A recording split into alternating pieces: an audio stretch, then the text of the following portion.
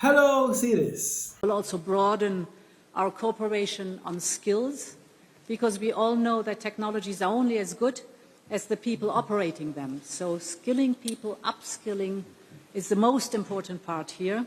And of course, with skills come jobs, and new jobs, good jobs, right here in South Africa. Today, we also signed our MOU on minerals and metals, the value chain partnership. We need these inputs to power the clean energy transition, both here and in Europe.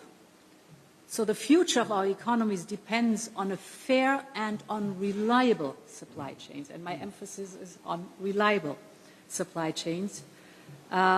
This is the reason why we strengthen and diversify our supplies among trusted partners, and you are for us one of the first trusted partners.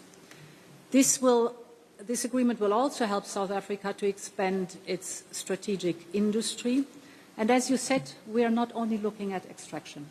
For us, it's very important that we are looking at the whole value chain, at the locally added value, because this brings local jobs. And for us, this is the meaning of a sustainable partnership over a long time and a trusted partnership. And today, indeed, at the airport, I met the Minister for Mining. You received me there, and we were discussing that. And when I said, for us it's important not only the extraction, but the processing locally, and the added value locally, and the jobs locally, you said, okay, because you said that, and this is so, I will come this afternoon to sign the agreement. And I was happy that you were here.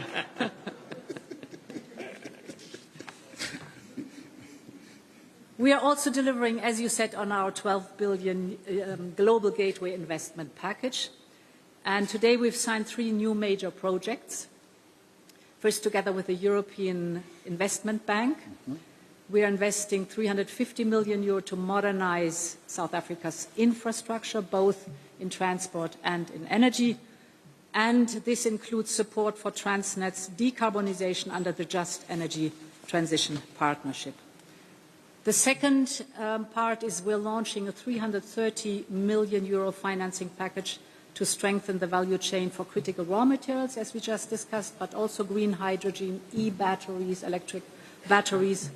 And the third part is we're investing 70 million euro in South Africa's pharmaceutical and vaccine production.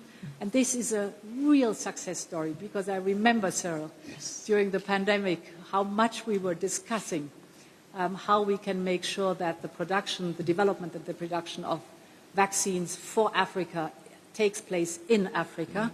And indeed, COVID-19 showed us how important this vaccine sovereignty is. And here is now the result. It's up and running.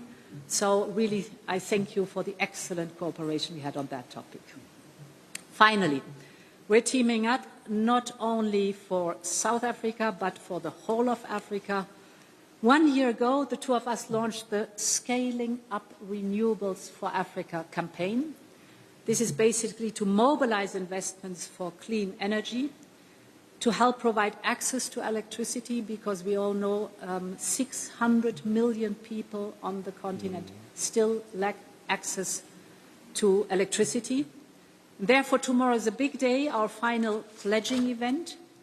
We have brought governments, companies, and philanthropists together with one clear goal in mind: to power the future of this entire continent with clean, affordable, and accessible energy. So recently shared by the SABC News, they say European Commissioner President Ursula von der Leyen says South Africa is a highly valuable partner for the European Union. She adds that they have signed these major projects with SA, including 350 million euro infrastructure in support or in transport and energy, among others. So that is it. We all know how much this European Union president actually loves South Africa.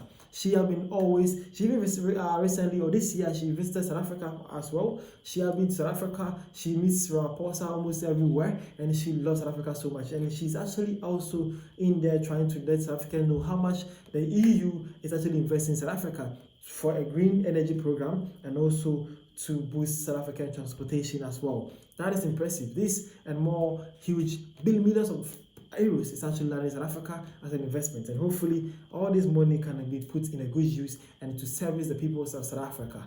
But South Africans, they were asking some serious questions here. See, this brother came and says, thank you, but please keep an eye on the money. It usually disappears into stuff like Lamborghinis and Gucci handbags. Tenderpreneurs, right? Yeah. Again, man says the money that never improves anything that somehow ends up in a Swiss bank. Accounts or gain from coaches maybe 5 or 6 Lambos and a mansion or 2, while our coal disappears to save the EU, and we have low shedding and insane tariff increases because the green scam is being sold. Man says the green is a scam, bro. Again, man says I hope she will return in 3 years to see the infrastructure and can predict no improvement, only the individual's bank balance would develop. But the man is actually saying that he hopes she will return back in 3 years' time to see how the whole investment will be. And the knee can predict that the whole investment or the whole improvement will be in someone's balance account. Wow. Man says, wonderful. Now at least her cable friends can give his family some business instead of looting hospitals. South Africans are funny though. And lastly, Rose says, so giving us money or loan to fix what should have been fixed or upgraded years ago. My Q, who is monitoring the actual spend of these funds and reporting to the citizens that will have to repay these so-called projects, or should I say loans as not stated as this loan? Anything anyhow, it's always the citizens who is actually to face the whole conversation here, or the whole problems. Hopefully Africa get this right. Hopefully Africa get this right. Thank you for your time. See you guys around.